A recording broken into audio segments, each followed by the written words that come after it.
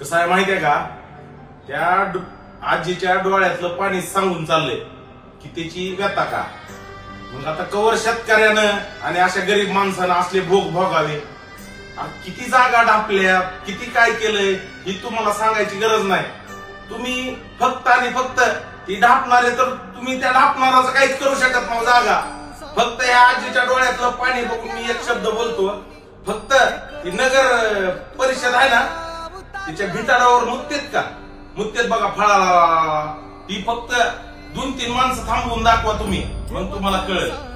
येताव की शेतकऱ्याकडे जाताव, येताव की गोरगरीबाकडे जाताव, येताव की एकदम म्हाताऱ्या माणसाकडे जाताव. तुमच्या दम आहे ना, फक्त ती 4 माणसं किंवा 2 माणसं त्या भिताडावर फळ मुत्तेत का.